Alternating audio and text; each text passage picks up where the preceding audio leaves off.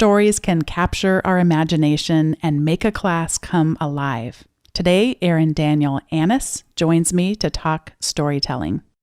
Produced by Innovate Learning, maximizing human potential.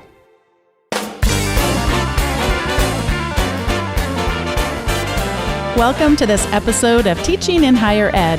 This is the space where we explore the art and science of being more effective at facilitating learning. We also share ways to increase our personal productivity approaches so we can have more peace in our lives and be even more present for our students.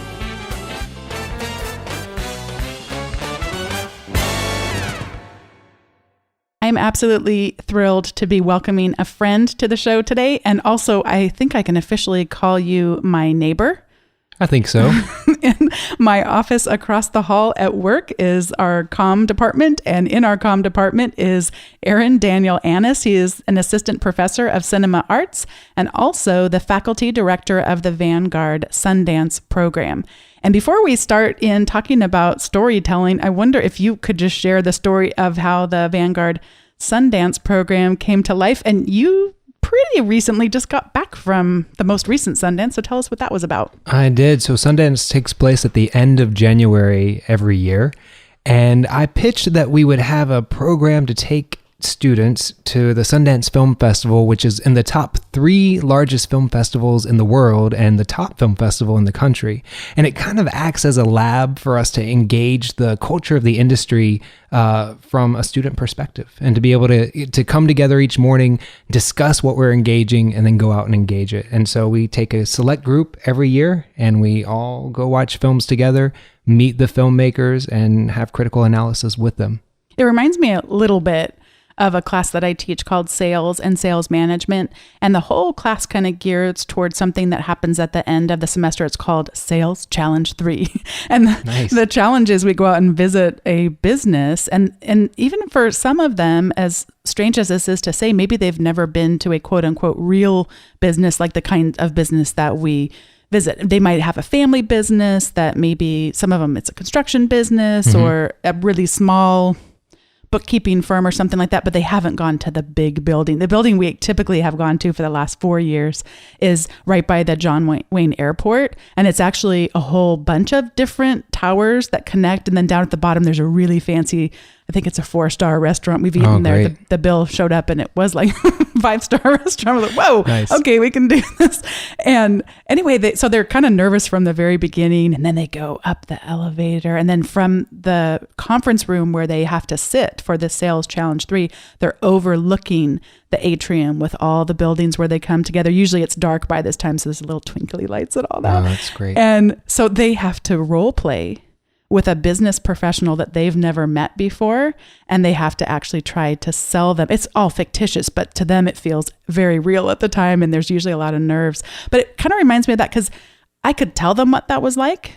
I might even show them some pictures on a PowerPoint slide, but nothing like seeing it in real life. I don't think you could give them the Sundance experience unless they were there. I think it makes it more obtainable for the students as careers. Having a film career, they think, I want to be a filmmaker, I want to be a director, but all their lives they hear, well, that's in Hollywood and you see this, but you're never a part of it. And they come to school thinking, well, I want to be this, but I could never do it because it's the famous people that do it. Then they go and meet these people and they're regular people just like they are. And they're like, oh, this is something that I could do, so I'll really do it. I'll actually do this. I'll make a good story and I'll be a filmmaker. And so it makes it more reachable for them.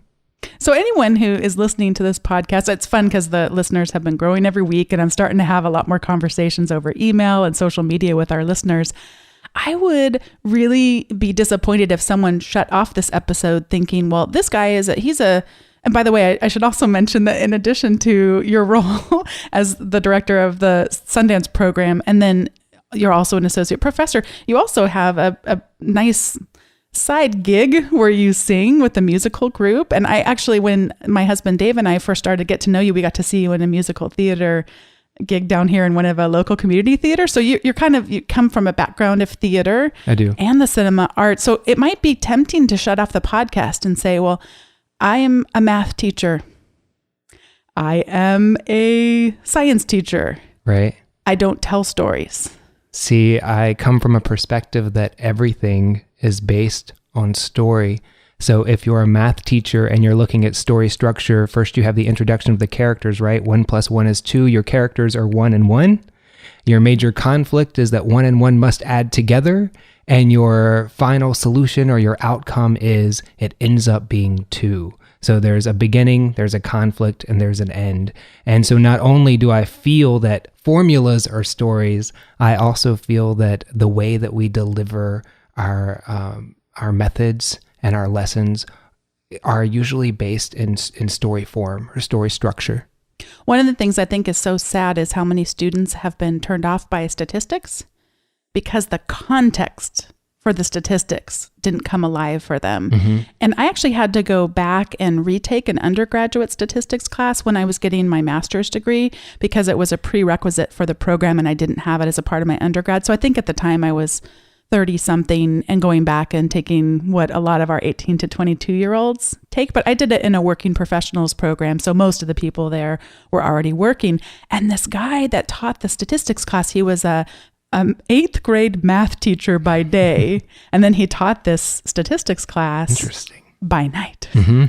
And one of the things I loved, first of all, he would allow us to tell our own stories through statistics. So at the time I was a vice president of human resources and he would have me do my projects related to, well, what kinds of things could you analyze as a vice president of human resources around using these statistical methods? And for me, that really made it come alive. You know, here this guy is introducing some new tools for me, new lenses that I could use to analyze things. It was all completely new, but the context, when I put it on the lens of the context, it just made it so valuable to me, so meaningful. And I think I probably understood it faster than I might have if it was a context I was unfamiliar with. And did you remember it easier because you had that story context to remember what it is that you're learning? I think I did, although instead of him necessarily telling the story, he let us tell our own stories with our student work. That's great. Yeah. And then the other thing I remember him doing was he would bring in all these different games from Vegas that you might play, like Russian roulette. No. That's a game. It's a game we don't. What is the one where you spin the wheel and? Well, it is a roulette. Okay, roulette. It is a roulette, just not the Russian one, right? Leave the Russians out. So you can tell I don't do a lot of gambling or visit Vegas too often. And then there was blackjack, and actually it was more challenging for me to grasp it there because I had to learn the game because I didn't know. Actually, right. I think I knew how to play blackjack, but some of them I didn't know. We had to calculate the probability of winning, and then you could see actually that the gambling facilities always had the upper hand, but we actually had to calculate that out. And it really made it memorable for me, but I think I was probably slower on that one because I wasn't familiar with those games, but most students were. And I think at least was entertaining for me to, to watch. Yeah. So tell me, how do you craft a good story? I think to craft a good story, there's this basic story structure that from my background, we all come from learning the story structure. And that is that it begins with the introduction of your characters and getting to know them. And then you get towards the middle of your story and you see whatever your conflict is, it's kind of coming toward you. And then after it's coming towards you, it gets to the climax where there is some type of major conflict or the meat, right? The major meat, that's the second act, the major meat. And then towards the end of the second act, it looks like things could possibly work out, even though they may not. And then finally you get to the third act where there's some type of solution. It may not be fulfilling or it may be fulfilling, but there's some type of conclusion or some type of resolution. And if you think of crafting a story, you could even consider the class experience as a lecturer, a story, right? Because when you start, you introduce your topic when you first come in today, and you introduce your topic. Mm-hmm. And so you're introducing the character of what it is that you're teaching. As you get into that story, the students are focusing on what you're saying, but it's something new and usually something challenging because it's something that they probably don't know or they wouldn't be in the classroom. So the conflict is the challenge of learning this whole new meat that you're introducing. And the climax rises as you get to probably the most difficult part, which is usually 2/3 through the class, that you get to probably the hardest part because you've taught the beginning of the formula or whatever it is. You're towards the middle of it. There's already been a whole lot to retain. And then you're there at the middle of it. So that would be the climax. And then in the third act, as we start to see, oh, maybe I can get this, every once in a while, in the best stories, there's a twist at 80%. This is the part I don't like in the classroom. It's when one student asks a question that has nothing to do with what you're talking about, but they think it has something to do with what you're talking about. So it takes you completely off topic, and everybody who's with you goes away because the student asks a question that has nothing to do with the actual formula. They just thought it did. So everything goes to this major twist, and then you have to bring the whole class back. So for you, it's you experiencing the story because you're bringing everybody back on topic and somehow making that student not feel that they just twisted the whole class around. So keeping them involved in the story, and then hopefully the resolution where the class leaves understanding what's going on. So even the experience of teaching a class is a great story, in my opinion. And then everything that you say is shaping that story. So for me, when I'm teaching, I try to think, how can I make this not only educational, but I hesitate to use the word entertainment, because when other professionals hear entertainment, they may think that we're not giving the goods, but we're just pandering to the student. And I don't believe that it's about entertaining, but I do believe that this is my belief, that to be a good educator, you have to be able to take a student on a journey. Mm-hmm. And that's what story is a journey. So learning how to have a journey, and when I plan my lesson plans, I try to think of the journey experience. How am I going to keep the student with me through the class? I wanted to ask you a question about what do people do if they're not good at telling stories? But even before I get there, how do I know? How do I assess myself as a storyteller? What are some methods that I might be able to use to know if this was something I was good at or not? I think there's several methods. I'm going to ask you the same question because I want you to try to analyze this from your perspective. For me, I know I have this trick that I do, and I try to think of the most boring thing that I've ever experienced. What have I sat through and just absolutely hated, whether it be a specific faculty meeting or whether it be something that was that happened a long time ago. And then I try to think of why I hated it.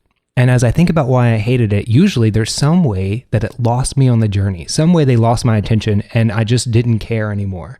So when I'm preparing a class and in my mind, I'm thinking, and this may be the first time I prepare it if I'm going to teach it every year, but as I'm thinking of the lecture or whatever I'm going to talk about, I try to think, would I be bored if I were sitting in front of me listening to this? And so I really judge it by if I don't know the information and if I don't care greatly about the information, would I still be interested in the journey of this story? And so that's kind of how I look at it. I feel like when we were talking at some point and you gave a different method. So I'd love to ask you the same. How do you know if you're boring or if you're telling a good story? Well, one thing that comes to mind as you were talking, I both do this and I don't do this at the same time. So when I used to, my background was in corporate training, the franchise world. So I used to get to train people how to run these businesses all around the world. And back then I could tell if they were with me on the journey and I was being effective in my engagement and storytelling by the body language and the eye contact. Right. And that gave me a lot of really good, because I taught computer classes actually very, very early on. These were 8-hour classes on Microsoft Excel, 6 different 8-hour classes I taught on Microsoft Excel. And you could tell. I mean, you've taught software before. I mean, you can tell some of the bells and whistles that are in software.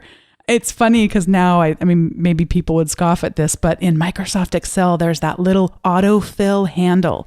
And if you type in Monday and then you drag that autofill handle down, it'll type in automatically for you Tuesday, Wednesday, Thursday. And this was back in the day, a really big deal. And then I would have it where you could actually do trends. So if you typed in, the 15th and then the 17th, it would go every other day and whatever. If you highlighted both of them first and then dragged that autofill handle, it could recognize trends. And people would just get more and more excited. So I'd have them, what other things do you think you could do? Oh, quarter 1, quarter 2, quarter 3. And they'd start to experiment. Earlier in the day when I had been teaching them about in Microsoft Excel, the difference between copying and pasting or referencing a cell. So if I say equals A3 and what's in A3 is tacos, because I had them type in what they were going to have for lunch that day, then that's a different thing than if I copied the word tacos to that other cell. Does that make sense? It does. So I told them about the autofill handle. You typed in that you're having tacos for lunch today. If you just drag the autofill handle down, it'll actually list different types of Mexican food.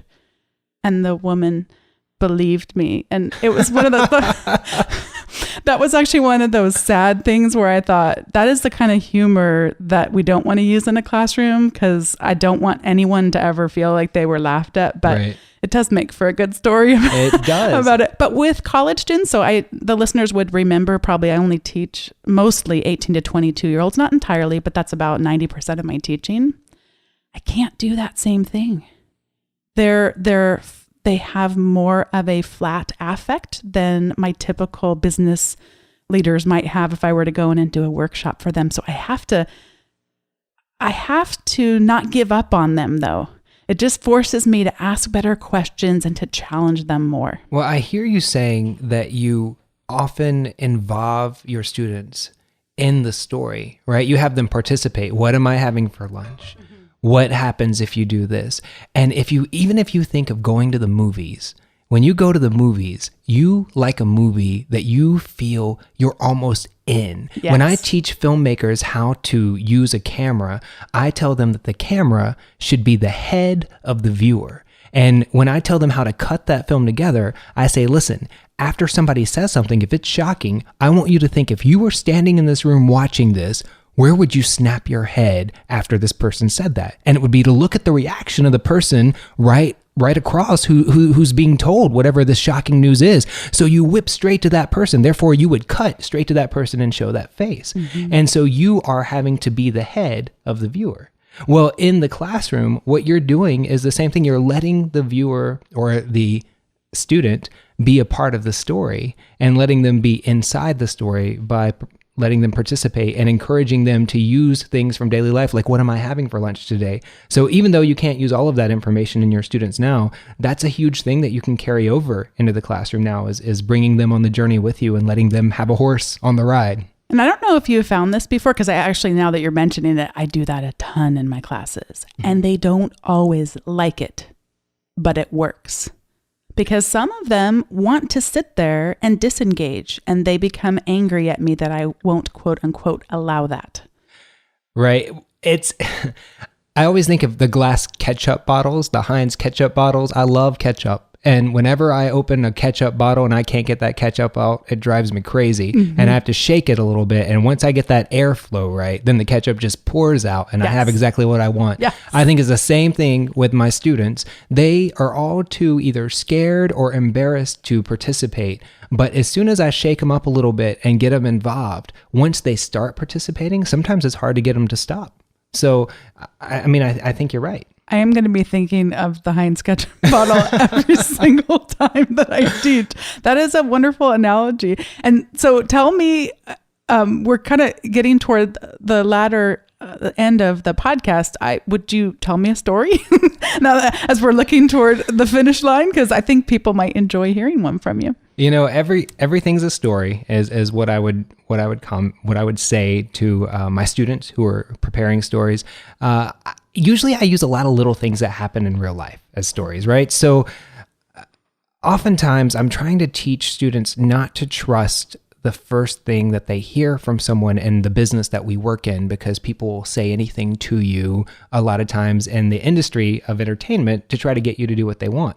Sure, I'll pay you, but you don't have a signed contract that they're going to pay them. So I'm teaching them about trust. And I remember when I was a kid, my brother, I have two brothers, my older brother, he had a BB gun. You know, like in A Christmas Story, that Red Ryder BB gun. That's the first thing I thought of. So he had a BB gun, and he was out in the backyard, and he was shooting his BB gun into the woods, and he thought he was done, and he put his finger over the barrel. I don't know why. And he just because he was going to set the back of the gun on the ground like a walking stick, and when he set it down on the ground, the gun went off and shot him in the finger.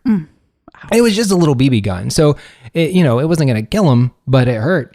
And he was bleeding a little bit, and he ran inside to my mom and he said, Mom, I shot my finger and it's bleeding. And my mom said, well, did the bullet go in? And he said, I don't know. I might have a bullet in my finger. And so he's crying. We're both little. And my mom looked at me and she said, Aaron Daniel, run upstairs and get that metal detector you have.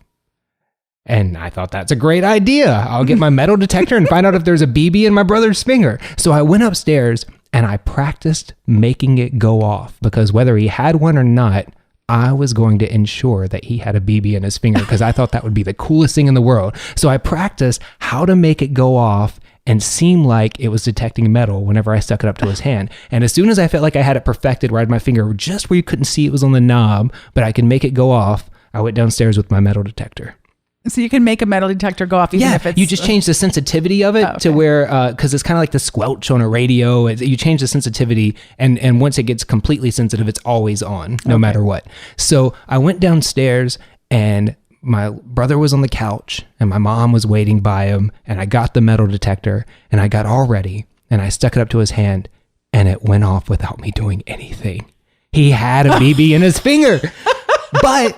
had he not had a BB in his finger, he would have still had a BB in his finger. And so you could not trust me. And I feel like I have a pretty innocent looking face. Mm-hmm. So be careful of who you trust. I've even seen on Facebook a picture of you as a little boy, so I don't even have to like imagine what you look like. I know. That's right. I've seen it. Sometimes that's your profile picture. That's right. Well, you know. Yeah. The other day I was talking with some students, and they were sharing about a professor who tells a lot of stories, but it's not a good thing. So this particular, it wasn't a professor's adjunct faculty, and this is a situation where the individual's not engaging them. They're bored in class a lot, but it's also sharing a lot about their personal life some of their real difficulties. So they were talking about the end of the semester is coming, and they know that they're going to be asked to evaluate this person. They feel sorry for them. Mm. So they were kind of grappling with, I don't know what to do, because they've got all these problems and it just this weight of responsibility that it would be a bad situation. They felt like if this person wasn't necessarily continued on in there, because it's not a 10-year thing. It's, they don't want to see them continue on from a teaching standpoint. Sure. But from a personal life standpoint, there was just this tension of feeling guilty. So I wonder if we could maybe spend a little bit of time talking about when not to tell the story. I think that's probably a perfectly obvious one to someone listening, that weighing our students down too much with what's happening in our personal lives is not the greatest thing for us to do. Sure. But what are maybe some less obvious times when a story is not a good idea? Well, it should never feel like you're going to the nursing home when you're going to class. So you should never feel like you're going to visit a dear friend who's just going to talk, sometimes incoherently, about their lives that has nothing to do with anything in current events or current situations, right? I feel like sometimes we talk to hear ourselves talk. Mm-hmm. And that's a really bad habit to get into. You need to remember who your audience is, which is one of the number one things about story, is know your audience when you tell a story, right? So your story needs to have a connection to what it is that you're doing, to what it is that you're trying to teach. And I think that sometimes you even have a connection to what you're trying to teach, but maybe your story gets you a little bit crazy because you get kind of wrapped up in that story that you're talking about. So I think that you need to remember that you have a specific, hopefully a specific logic that you're trying to get across through your story. And once you lose that logic and you start just telling a story for the story's sake, well, who are you edifying? Your student or yourself? And if you're just edifying yourself and your student's not on a journey, but you're taking a journey and they're getting to watch you run, then you're probably doing the wrong type of story for your class. Having to watch 1,000 slides of someone's 2-week vacation or something. That's right. All of you have some Facebook friends who are telling their story and you care nothing about their story and you wish you could hide it. You know the person I'm talking about. That one person. Don't be that person in the classroom. When I was getting my doctorate degree, I took a law class and I got to write a research paper on the last 10 years of case law for academic freedom. And I kind of enjoyed it because it was a little bit like a soap opera. I mean, wow. just all these cases that are really, really outside my realm of something that I saw on a day-to-day basis. So it was a fascinating set of cases to look at.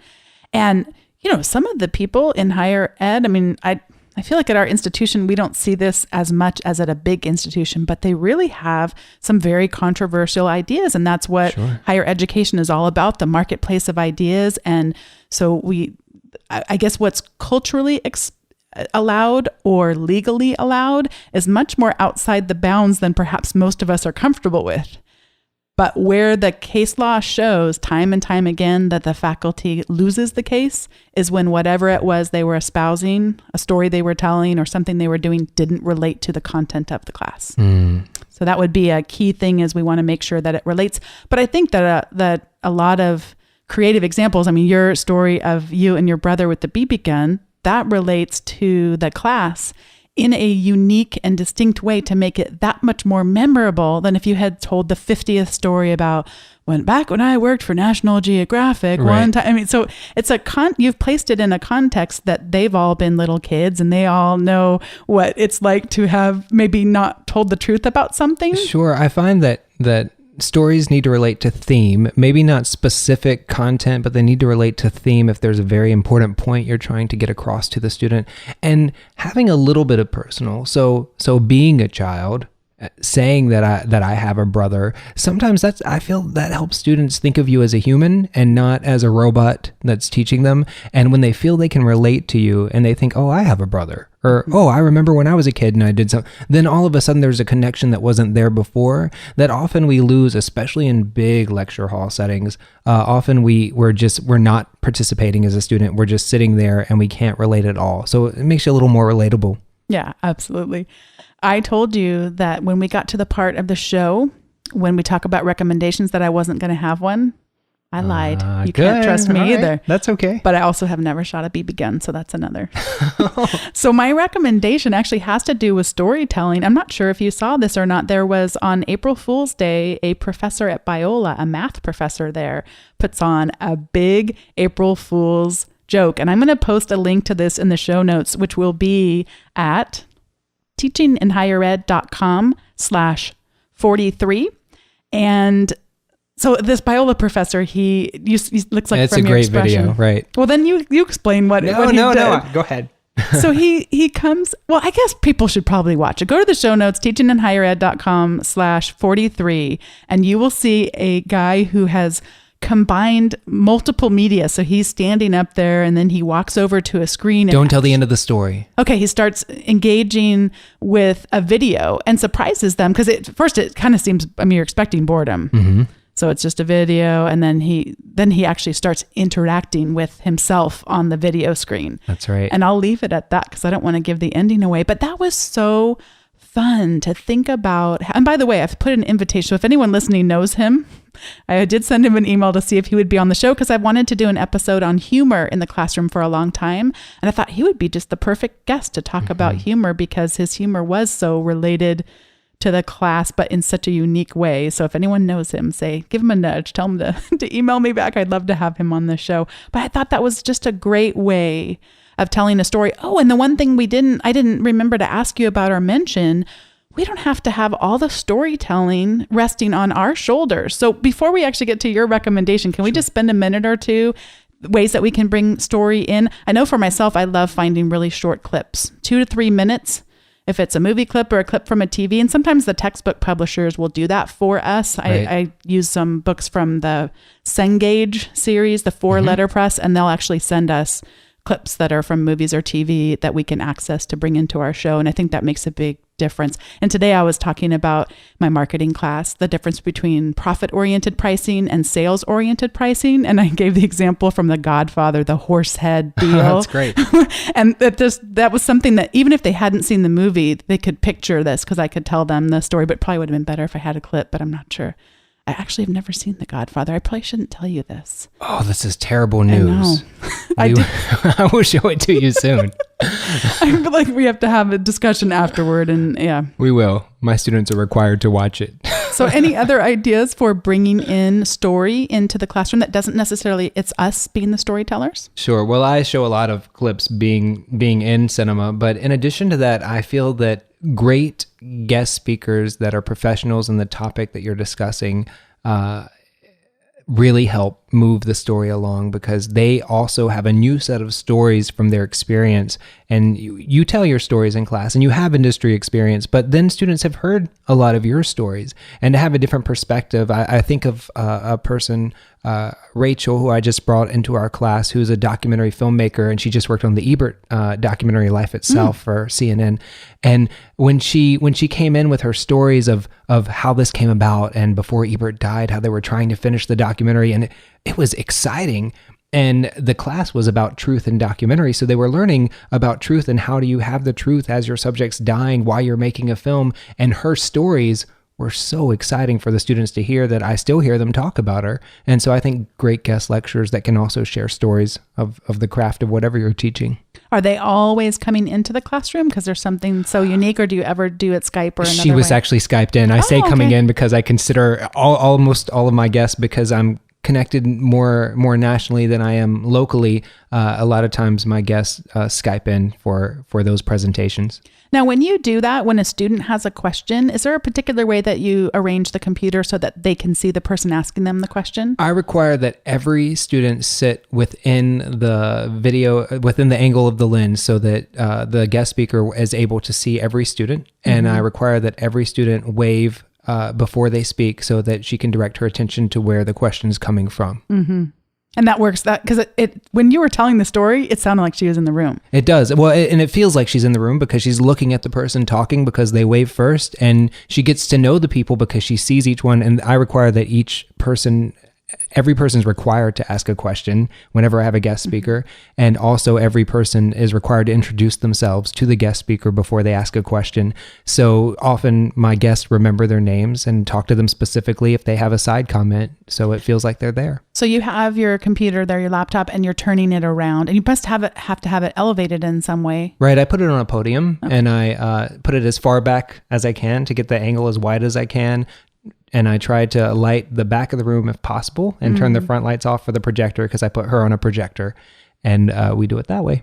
And for anyone listening that maybe size is an issue for you, or the shape of the classroom, I'm going to try it the way that Aaron Daniel just described it, but I have had it where I turn the computer around. It's sitting on the desk up at the front, so it's at a seated level. Right. And I have 3 chairs that I will set out in front of it, and I will call 3 students over randomly and have them sit there, and then I'll pull 3 more over. In that case, it's a little bit more of an intimate thing, and maybe not everybody gets called to the hot seat, if you will, to do that. But in those cases, it's a larger class, or it's just too rectangular for me to make everyone in the frame. Sure. But I like that sometimes they kind of get that one-on-one. One other thing I do with guest speakers too, by the way, is I teach our students how to thank someone properly.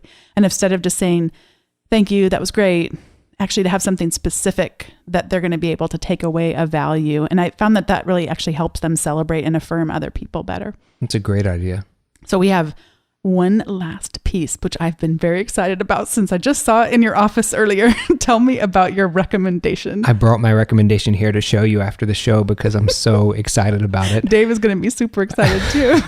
I'm a bit of a geek when it comes to gadgets, and the Amazon Echo is only available still by invitation only, and it's too late now to get an invite, but the Amazon Echo, in my opinion, is the future in home automation. It's basically Siri that you plug in. And except for it's got better voice recognition, it has 7 microphones in the top, so it can hear you across the room in a regular speaking voice through somebody else's conversation. And you just call her by name. Echo's name is Alexa. She wakes up, and you can ask her what the traffic situation is to go to work. She'll tell you the best route before you leave as you're grabbing your keys. You can ask her to play music. She's got a wonderful Bluetooth connection, as well as a straight connection into a lot of music apps, and great audio. And I think that what's going to happen is, and they just announced today that they've released connection to the new Wi-Fi electrical outlets and Wi-Fi light switches from Echo. We'll use something like that in our house to be able to talk to our house and say, raise these lights, dim these lights, run a bath upstairs, and you'll just talk to it. That's what I feel, and I feel this is the first step. So it's exciting, and it's only $100 if you're a Prime member. It'll be $200 soon when it's released. I believe it's totally worth it because I think it's the future. And I think you can request an invite, but not for $99. So if you're a Prime member, you still can, but you're going to be requesting an invite for a $200 device, not a $100 device. That makes sense. That's probably right. But Aaron Daniel posted on it on Facebook that it had come, and so I went back and rewatched the demo video, which I'll post a link to in the show notes. Great. And that was so fun to watch. It's pretty neat. Yeah. I think it's exciting. So check it out. Well, thank you so much, Aaron Daniel, for being here and joining me on Teaching in Higher Ed. And I'm just going to leave it to you to give one more word of encouragement about inserting more storytelling into our classroom. Thank you so much for having me. I want to remind you what I tell my students, and that is, I believe that story is passion, and if you're passionate about what you're talking about, people are going to want to listen. Thanks for listening to today's Teaching in Higher Ed podcast. If you are interested in giving us feedback for future guests or future topics, you can do that at teachinginhighered.com/feedback. Aaron Daniel and I would love to hear from you, what you thought of the episode, what other ideas you have of how we could bring storytelling into our classroom. You can do that at teachinginhighered.com/34. Aaron Daniel, what if they want to touch base with you on Twitter? My Twitter is Supermanus. That's SUPER, Super, MANNAS. That's my last name, Annas, and Supermanus. I will post a link to that in the show notes for anyone who would like to connect. And we will look forward to talking to you next time on the podcast.